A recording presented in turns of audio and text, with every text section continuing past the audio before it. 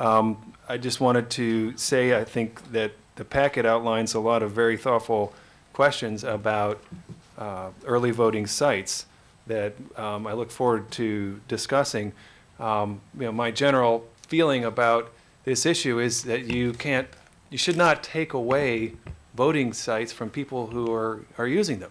And you may get your chance to add voting sites to a list, but to take it away from sites that are really in active use is just wrong, and it undermines the whole process. And those sites are heavily used, as we know from the statistics. So you get your chance as a majority of the board to advocate for adding sites where you think that they should be added, but to remove the access to the vote from thousands of people, in order to add it to fewer, I just think is very dubious.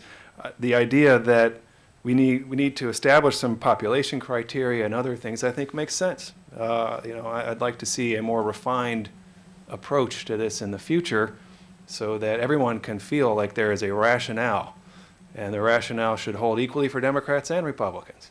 But there's got to be a rationale for, how sites are added, and under what circumstances that they could ever be taken away. And I think that they would have to be fairly unusual circumstances, to take a early voting location away.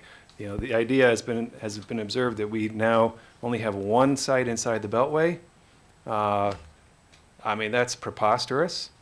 The idea that we don't have a site in our major employment center, downtown Bethesda, that is preposterous, and that needs to be corrected. So there are various options as to how we correct them, but thank you to all for working on this.